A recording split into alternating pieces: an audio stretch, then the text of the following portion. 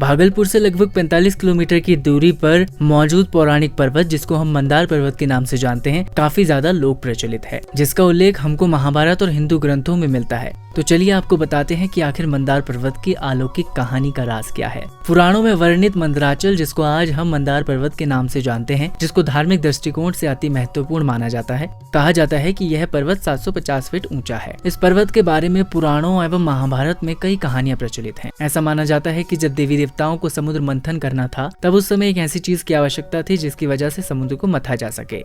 तब मंदार पर्वत की सहायता से समुद्र मंथन का कार्य पूर्ण करा गया। जी हाँ, आपने सही सुना, मंदार पर्वत से ही समुद्र मंथन का कार्य पूर्ण हुआ था, जिसकी वजह से देवी देवताओं और राक्षसों ने समुद्र मथा था, जिसमें से हलाहल यानी विष और साथ ही साथ 14 रत्नों की प्राप्ति हुई थी। वहीं समुद्र मंथन के कार्य शुरू करने से पहले एक समस्या और उत्पन्न हुई।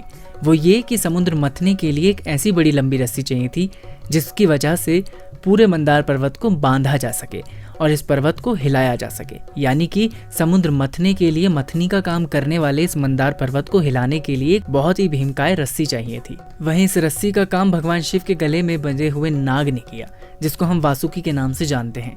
उसको मंदार पर्वत पर लपेटकर समुद्र मंथन का कार्य पूरा करा गया। यही वजह है कि इस पर्वत पर आज भी समुद्र मंथन की लकीरों के निशान मौजूद हैं, जो कि समुद्र मंथन की घटना को पूरी तरह दर्शाता है। आपको बता दें कि यह पर्वत एक ही चट्टान से बना हुआ है। वो पूरी चट्टान ग्रेनाइट की है। एक कथा यह भी प्रचलित है कि भगवान विष्णु ने मधुकैटभ राक्षस को पराजित करा और उसका वध करने के बाद इस विशाल भीमकाय मंदार पर्वत के नीचे दबा दिया। पुराणों के अनुसार यह लड़ाई लगभग 10,000 साल तक चली थी। मार्कंडेय पुराण सहित कई अन्य पुराणों में मंदार पर्वत का जिक्र भी करा गया है। एक लोक कथा के अनुसार यह भी कहा जाता है कि मंदार पर्वत पर हमेशा भगवान विष्णु का वास रहता है। एक अन्य प्रचलित कथा के अनुसार औरव मुनि की पुत्री समीका का विवाह धौम्य मुनि के पुत्र मंदार के साथ हुआ था, जिसकी वजह से इस पर्वत का नाम भी मंदार पड़ गया। इस मंदार पर्वत पर 1 दर्जन कुंड एवं गुफाएं मौजूद हैं। सीता कुंड, शंख कुंड, आकाश गंगा के अलावा नरसिंह भगवान गुफा, सुखदेव मुनि गुफा, राम झरोका के अलावा इस पर्वत के तराई में लखदीपा मंदिर, कामधेनु मंदिर एवं चैतन्य चरण मंदिर मौजूद हैं। इस पर्वत के बीचों बीच एक तालाब भी मौजूद है, जिसको पापहरनी तालाब के नाम से जाना जाता है। प्रचलित कहानियों के मुताबिक कर्नाटक के एक कुष्ठ पीड़ित चौलवंशी राजा ने मकर संक्रांति के दिन इस तालाब में स्नान किया था, जिसके बाद वह शारीरिक रूप से स्वस्थ हो गए, जिसकी वजह से इस तालाब को पापहरनी तालाब भी कहा जाता है।